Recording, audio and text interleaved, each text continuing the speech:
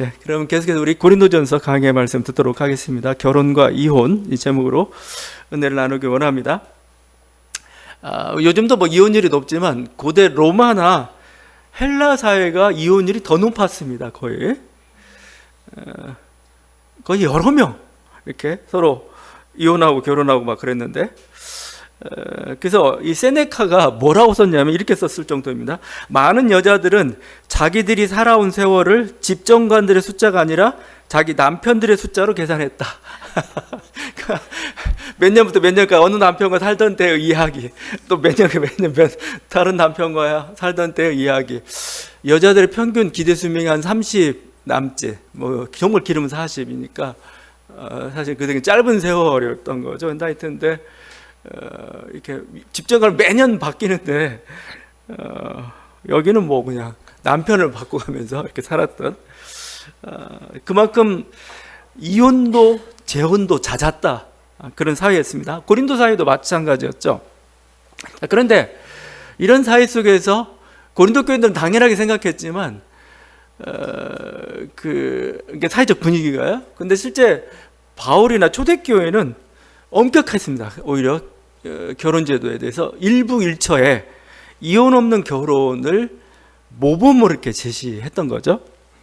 거의 하나의 그게 강점이었던 거고, 그러니까 그 사회 속에서 기독교가 칭찬받고 아니면 기독교가 뭔가 강점으로 작용하는 것은 바로 엄격한 그런 결혼제도의 모습이었죠. 아마 이런 영향은 일단 유대교 영향을 우리가 생각해 볼 수가 있죠. 근데 유대교보다 더 엄격한 게 사실은 초대교회의 모습이었습니다. 유대교에서는 이혼이 합법적으로 가능하죠. 이건 신명기 말씀에 근거하고 있습니다.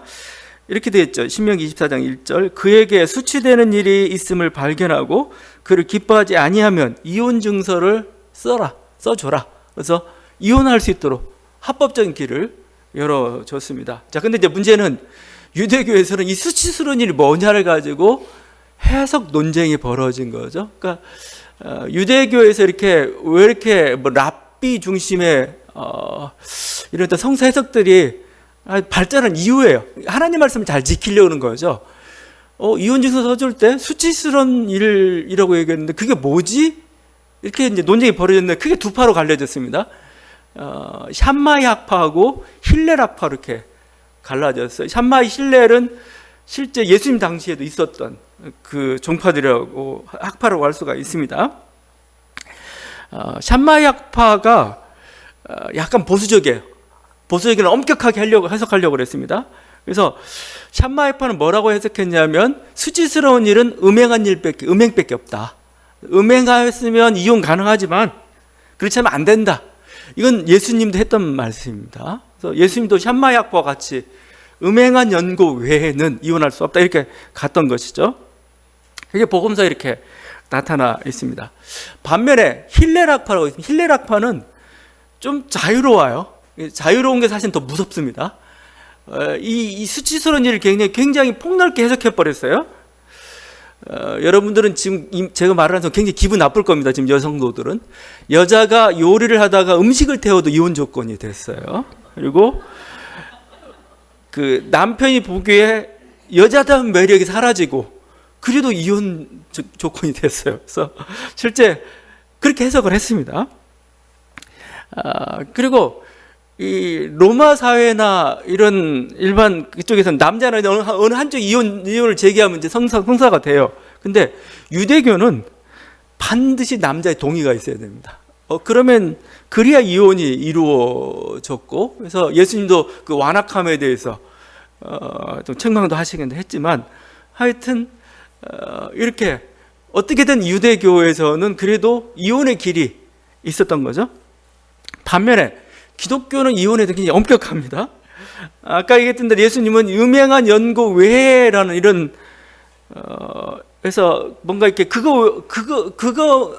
그것만 이혼 가능하다 이렇게 됐던 거고, 다른 한편 또 뭐라고 말씀하냐면은 마가복음 같은 데죠. 이렇게 말씀하죠. 하나님이 짝지어 주신 것을 사람이 나누지 못할지니라. 그죠?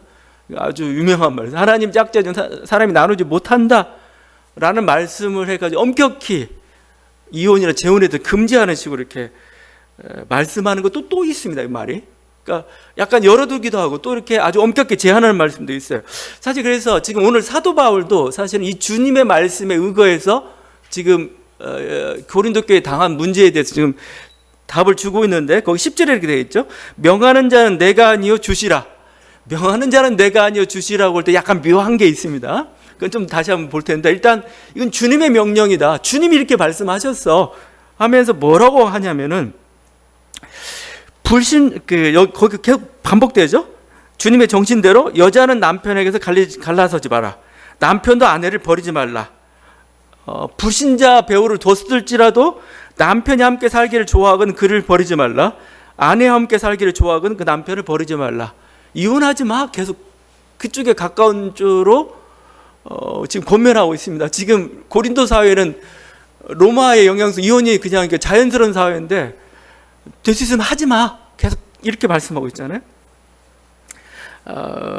이런 자연스러운 분위기 속에서도, 자유로운 분위기 속에서도 바울은 예수님의 그 명령이라고 하면서 야, 될 수 있으면 하지 마. 계속 이렇게 얘기하고 있습니다.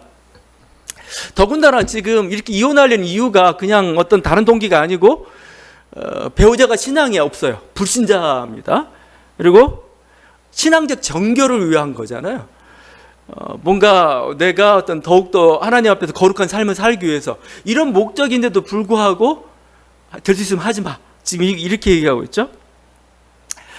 사실은 이게 중세 교회사나 우리 2000년 교회의 어떤 결혼에 대한 기본적인 입장이 되었던 거죠.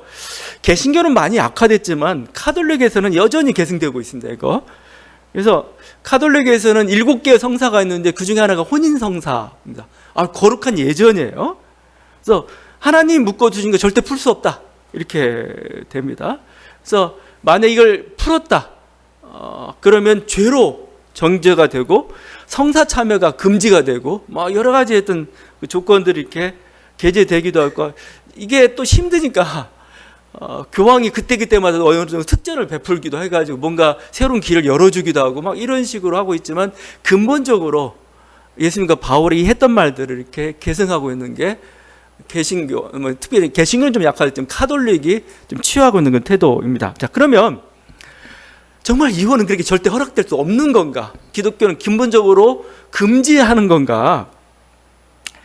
근데 이러면 현대 사회는 문제가 발생하죠. 왜냐하면 현대 사회는 이혼이 빈번해진 사회인데, 이런 현대적 상황을 그냥 그대로 방치하고 그냥 죄로만 규정할 수 있는 그런 거냐? 하여튼 여러 가지 그때 문제가 발생합니다. 그리고 현대에서 이혼의 어떤 그 이유로서 제기되는 게 보통 우리는 성격 차라고 얘기하고 있지만, 옛날과는 다르죠. 옛날은 어떤 종교적이나 무조건적인 어떤 그걸 하나의 정근대성이라고 하죠. 이것에서 벗어날 수 없다. 이런 식의 문제가 걸렸지만, 지금 이혼의 문제를 제기하고 있는 것은 개인의 행복 때문에 그렇습니다. 개인의 행복.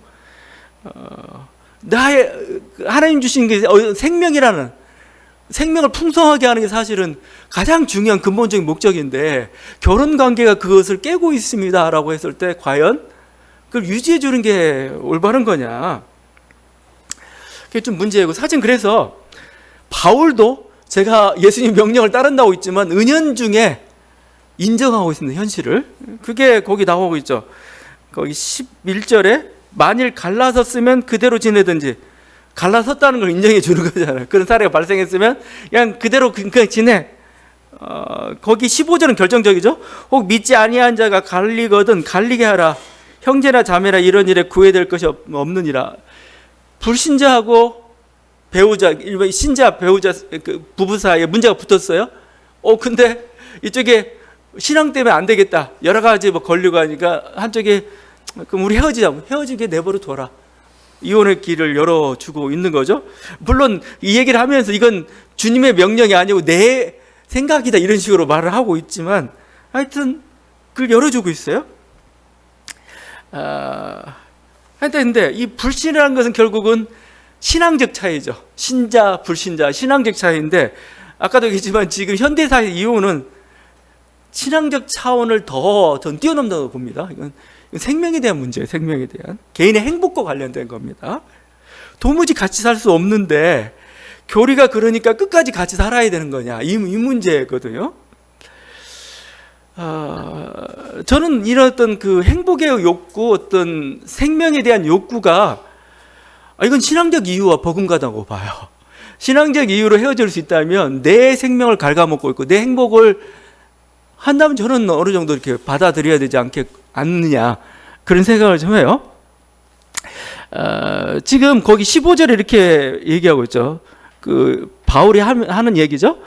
하나님은 화평 중에서 너희를 부르셨느니라. 화평, 평화, 평안, 샬롬이죠. 샬롬, 에이레네.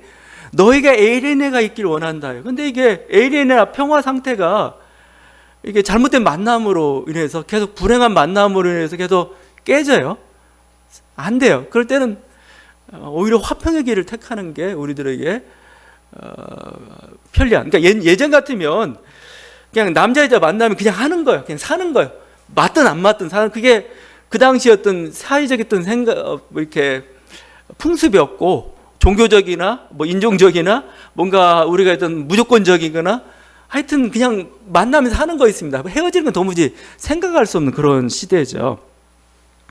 그런데 지금은 아니라는 겁니다. 지금은 이렇게 갈라서길 원하는 이유가 바로 생명에 대한 문제, 행복에 대한 문제. 나 이렇게 도무지 못 살겠어. 내 생명이 갉아먹고 못 살아. 이런 거죠.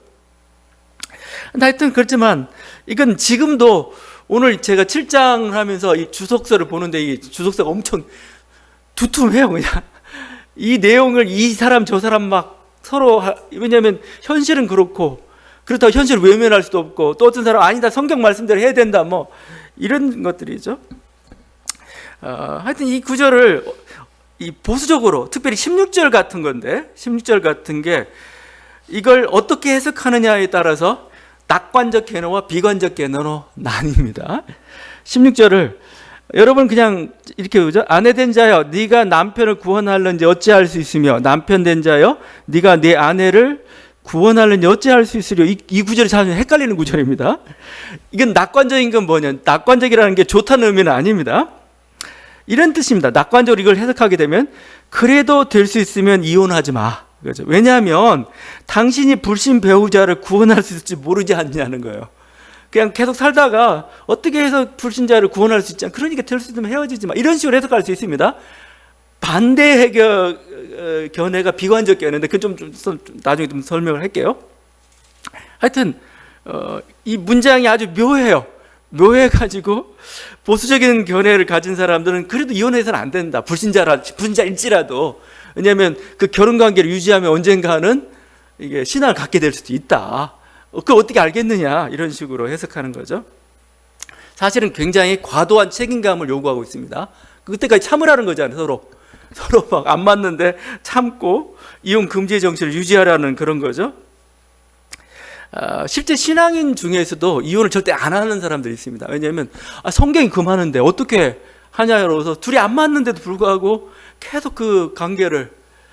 그래서 제가 옆에서 보다가, 우리 교회 아닙니다. 제가 부목사 할 때 옆에서 보다가 그냥 헤어져 그러고 싶은 부부도 참 많아요. 근데 그때는 그랬는데 불과 한 십여 년 전이죠. 지금은 이제 뭐 헤어집니다. 더 이상 고민하고 따질 것도 없어요. 예전에는 막 고민도 했죠. 막 그래서 신앙이 하지 말라 그러는데 이거 내가 어떻게 막 이렇게 되는 거죠. 그래서 이혼 금지라는 게 굴레가 돼가지고 해석도 그렇게 하고 자기 속에 이렇게 적용을 시키죠. 아마 그 대표적으로 이 신앙 교리 이것 때문에 불행한 삶을 살았던 사람이 아마 요한 웨슬리 같습니다. 제가 전에도 한번 얘기한 것 같은데, 요한 웨슬리는 감리교 창시자입니다. 감리교 영국 부흥기를 이끌었던 그런 부흥사예요. 근데 요한 웨슬리와 그가 몰리라는 여자와 결혼했는데, 몰리는 과부였습니다. 아이가 딸린 그쪽하고 결혼했는데, 요한 웨슬리가 47세에 결혼을 했어요. 그러니까 늦게 결혼한 거죠. 계속 미루고 미적미적 하다가 갑자기 결혼을 해버렸습니다. 뭔가 이렇게. 그래서 그 기록들을 보게 되면 막 같이 있던 형제들이 놀라요. 갑자기 듣도 못도 보는 여자를 막 데려와가지고 같이 살겠다고. 둘이 성격이 너무 맞지 않았어요. 이 요한에서는 굉장히 독선적인 성격이고, 그다음에 그 아내 몰리는 극단적인 감정이 좀 소유자였고, 이런 거죠.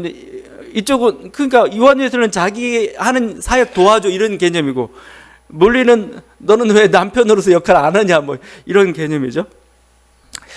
1년도 못 돼가지고 막 정말 싸우는데 머리채를 잡고 싸웠다고 합니다. 막 서로 요한 웨슬리하고. 요한 웨슬리가 아내에게 편지를 썼어요. 10개의 불만 사항을 얘기합니다. 불평을 뭐라고 하냐면 이렇게입니다. 자신의 사무실에서 몰리가 도적질하는 것, 뭘 모르겠어요. 그다음에 편지를 훔쳐보는 것, 중상모략, 차를 대접하기에 친구도 초대할 수 없는 자신의 가련한 처지, 집에 들어오면 포로 같은 느낌, 귀에 거슬린 상소리, 뭐 이게 다 10가지를 막 써가지고 1년 내내 계속됐습니다. 근데 사실 요한 웨슬리는 한 가정의 가장이 되긴 부족한 사람이죠. 이 사람 경건한 사람인데 평생 42,000회의 설교를 했다고 합니다. 계산해 보니까 매일 설교를 서너 편씩 해야 돼요. 이런 일을 했고, 그 다음에 부흥 집회를 하면 멀리 떠나가 한 바퀴 돌고 오잖아요. 그러면 오랫동안 집을 비우기 일쑤였죠. 그 다음에 또 이게 부흥사니까 다른 여자들한테 굉장히 친절한데 아내한테는 별로 친절하지 않은 이런 거죠. 그러니까 저는 보니까 웨슬리는 평생 어떻게 보면 독신으로 살았어야 돼. 바울처럼 주의 일 위해 나는 해야 되겠다 이러는데, 가정도 가지면서 주의 일도 해야 되겠다 하니까 좀 문제가 발생하고 계속 싸웠다 별거했다가 결국 요한 웨슬리의 73세 되어서 최종적으로 헤어집니다. 그래서 이제 결국 못 살게 되는데, 그 요한 웨슬리와 그 아내 몰리라는 책이 있습니다. 복음 주자의 아내들 그 일부분인데, 거기에 윌리엄 피터스는 요한 웨슬리 이렇게 평가했습니다. 요한 웨슬리는 그의 일과 결혼한 까닭에 하나님께서 주신 결혼에 신실하지 못한 중죄를 저질렀다. 때때로 하나님의 종은 하나님을 사랑하는 것과 하나님 일을 사랑하는 것을 구별하지 못하는 실수를 범하기 쉽다. 정말 하나님을 사랑하는 게 뭔지, 아니 하나님의 일을 사랑하는 건지. 근데 여러 가지 조건 속에서는 이혼 금지라는 어떤 기독교 윤리가 이 불행한 결혼을 계속 끌고 가게 한 그런 측면이 또 있습니다. 그러니까 서로에게 평화가 없었던 거예요. 서로에게 평화 없는 상태지만 그래도 한번 맺어주시니까 어떻게든 했는데 결국 이게 잘 되지 않았던 거죠. 오늘 말씀대로 하면 아마 바울이 이 모습을 봤으면 갈라서라 했을지도 모릅니다. 우리에게는 매일 게 없다. 서로 평화로워야 된다. 이렇게 얘기했을지도 모르겠어요. 예, 근데 이게 모르겠죠. 최근에는 좀 그렇게 그런 사례는 없지만 그래도 이렇게 계속 연장돼 있고, 또 다른 사람을 바라볼 때도 하여튼 이런 시각들이 약간 부정적인 시각들을 좀 가지고 있는 게 기독교의 모습입니다. 다른 하나는 비관적 견해랍니다. 비관적 견해. 제가 아까 했던 그 16절을 그렇게만 해석하지 않고 다른 식으로 해석할 수가 있습니다. 이거죠. 결혼 생활을 유지한다고 해서 당신이 불신 배우자를 구원할 수 있다고 어떻게 장담할 수 있냐 이거예요. 그래서 이렇게도 해석 가능합니다. 네 어떻게 장담해 그거? 네가 끝까지 버틴다고 해서 돌아올 줄 어떻게 그 장담해? 그건 제 번역이 아니고 영어 성경도 이거에 따라서 약간 달려요. 아예 부정적으로 이렇게 낙관적으로 어느 사람, 또 비관적으로 이렇게 해석하는 사람 여러 가지가 있습니다. 그러니까 이 결론은 뭐죠? 그러니까 그냥 갈라서 이거죠. 갈라서. 이것 때문에 너무 연연해하지 마. 사실은 저는 바울이 이 해석이 더 맞다고 봐요. 왜냐하면 지금 같이 사느냐 안 사느냐가 바울의 문제가 아니에요. 바울에게서 주의 일이 더 문제입니다. 주의 일이. 갈라서냐 안 서느냐는 어떻게 보면 굉장히 부차적인 거예요. 이게 열심히 노력했는데도 안 되면 어느 정도 선에는 이제 그만둬야 되죠. 안 되겠다. 우리는 이 길이 아니고 나는 그냥 주의 일을 열심히 하겠다. 이게 갈 수도 있는 거죠. 근데 이 견해가 있던 그 비관적 견해라고 하는데, 저는 비관적 견해를 취하고 싶어요. 비관적 견해 쪽에 가까웠고, 이제 앞에서 계속 얘기했는데 또 이 얘기할 필요 뭐 있어? 이건 오히려 장담할 수 없겠다. 그거 장담할 수 없으니까 넌 차라리 평화를 택해라. 평화라는 게 뭐 둘 사이의 평화만이 아니고 내 마음의 평화죠. 하나의 공동체의 평화일 수도 있는 거고. 그건 또 15절에 이렇게 돼. 15절에 믿지 아니하는 자가 갈리거든 갈리게 하라. 형제나 자매라 이런 일에 구애될 것이 없느니라. 이 구애될 것이 없느니라는 표현이 어떻게 원어를 보게 되면 어떻게 되었냐면 이 둘로스란 표현을 써요. 둘로스 종입니다. 종. 그러니까 속박될 필요 없다, 아니면 매일 필요 없다 이겁니다. 매일 필요. 그래서 이것도 해석이 또 여러 가지가 되는데, 루터는 재혼할 수 있는 자유로운 상태로 해석해 버립니다. 재혼 가능하다 이 정도면. 현대 주석가 콘첼만은 이렇게 주석합니다. 그리스도인은 아무 것에도 속박되어 있지 않다. 그는 재혼할 수 있다. 그러니까 여러 가지 해석이죠. 이건 하나의 학자들 해석이고, 뭐 저도 다른 해석을 할 수가 있고, 또 어떤 사람 또 아니다, 전체 논지에서는 이것은 그렇게까지 재혼까지 얘기하는 건 아니다, 이렇게 얘기하는 사람도 있고 막 그렇습니다. 어찌되었든 지금 바울에게 있어서 이혼과 재혼의 가능성이 조금씩 열리고 있어요. 단순히 음행한 연고를 떠나서 신자와 불신자의 그 관계 속에서, 아니면 어떤 화평의 목적으로 이렇게 해서 조금씩은 관계가 불편하고 온전하지 않을 때 뭔가 이렇게 열어주는 그런 것 방향으로 가고 있는 것은 확실한 것 같아요. 물론 계속 얘기하지만 결혼의 신성을 유지해야 된다는 그런 흐름도 계속 있어요. 그래서 계속 투쟁하고 있는 거죠. 근데 저는 결국 설교나 우리가 설교를 한다는 것, 아니면 하나님 말씀 읽는다는 건 뭐냐면, 계속 제가 하는 얘기지만 해석이군, 해석. 왜냐하면 지금 현실에 문제가 발생을 했어요. 현실에 문제가 발생했는데 여기에 따른 하나님 뜻은 뭐냐를 우리가 묻고 있는 게 그거잖아요. 그래서 어느 때는 단호히 아닙니다라고 얘기할 때가 필요합니다. 그렇지만 어느 때는 뭐죠? 다시 한번 생각해 봐야 되겠습니다, 이거죠. 현실이 그런데, 실제가 그런데 우리가 더 이상 이것을 죄로 규정하고는 안 되겠습니다, 이거죠. 사실 바울의 태도가 그랬습니다. 바울은 엄밀히 여러분 따져보게 되면 예수님의 말씀을 약간 벗어나고 있어요. 예수님의 태도에서 굉장히 한 발 물러서 있습니다.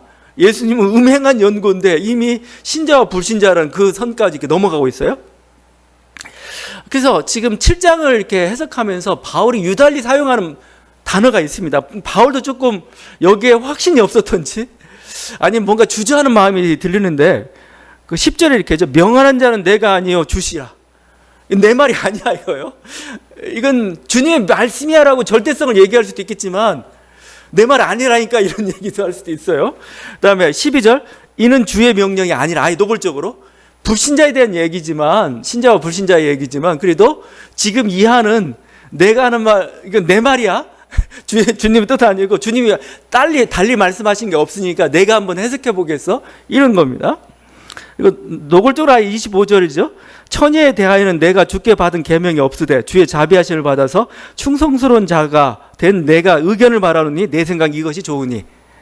그리고 40절에 나는 또한 하나님의 영을 받은 줄 생각하노라. 바울의 해석입니다. 주님의 뜻이 분명히 있습니다. 주님의 말씀이 있는데 이 말씀이 지금 현재 상황 속에서 잘 적용이 안 돼요. 그리고 이 상황에서 말씀하지 않는 내용들이 있어요. 그럼 우리는 어떻게 해석해야 되느냐? 지금 바울이 그 모범을 보여주고 있어요. 내 생각에는 하고 있는데, 이게 뭐예요? 사실은 성령의 감동이죠. 성령의 감동이란 건 뭐예요? 결국 예수님이 뭐죠? 예수님의 어떤 재해석이라고 좀 보게 돼요. 자, 이 상황은 이렇게 할 수 있겠는데 이 상황에서는 이렇게 해도 되겠다라는 게 저는 성령의 감동이라고 생각을 해요. 지금 그걸 하고 있어요. 근데 이 바울의 해석 또한 하나님 말씀이라는 겁니다. 실제 하나님 말씀이 이렇게 탄생하고 있어요. 설교라는 게 그렇습니다.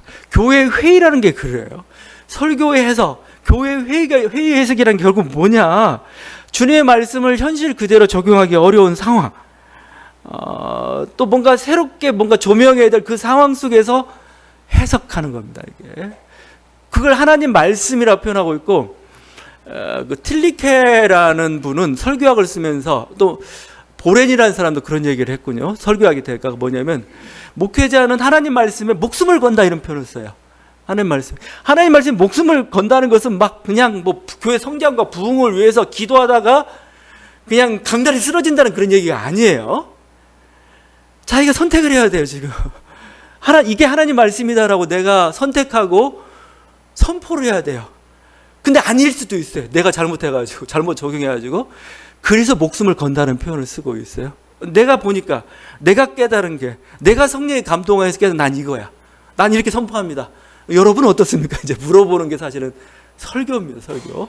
그게 하나님 말씀이라 동의한다면 여러분도 같이 따라와 주십시오. 이게 바로 설교 과정에서 일어난 그 일이라고 저는 생각하는데, 지금 바울의 말 속에 크게 들어가 있습니다. 그래서 결혼과 관련돼 가지고 굉장히 예민한 문제들, 또 어떤 새로운 상황들, 이 속에서 어떻게 하나님 말씀을 해석할 건가, 그 문제인 거죠. 저는 그래서 좀 더 이거에 대해서 좀 이혼에 대해서 좀 열린 태도, 또 그걸 단순히 죄로만 규정하지 말고 좀 더 어떤 생명의 문제 속에서, 물론 우리 좀 여러 가지 생각해야 될 여러 가지 요소들이 있습니다. 우리가 결혼의 신성함을 무시할 수는 없는 거죠. 그건 지켜야 되겠지만 여러 가지 사정들 속에 생겼는데, 그래서 마치 피치 못해서 그런 일이 발생했는데 이에 대해서 우리는 결국 뭐 배관시하거나 아니면 정지하는 태도로 갈 수는 없는 거죠.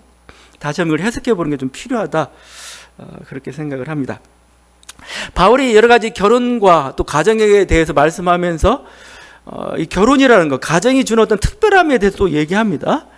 그 특별함이 뭐냐? 다른 게 아니고 거룩의 능력입니다. 그 14절이죠.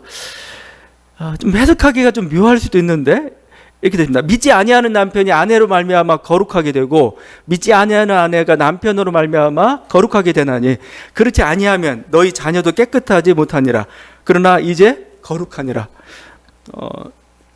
신앙을 가진 남편이나 아내의 거룩으로 말미암아서 불신 배우자가 거룩하게 된다는 거예요. 부모의 거룩으로 말미암아서 자녀가 거룩하게 된다는 말이에요. 우리는 반대의 경우는 쉽게 받아들이죠. 여러분은 반대의 경우는 너무 쉽게 자연스럽게 받아들여요. 예를 들면 내가 더러우면 뭐죠? 내가 죄를 가지고 있으면 이 죄가 전파된다, 오염된다, 전염된다, 내 손이 닿는 것마다 부정해진다. 이건 여러분 너무 자연스럽게 받아들여요. 그건 실제 정결법이라는 게 그래서 생긴 거죠. 왜 정결법이 생겼겠어요?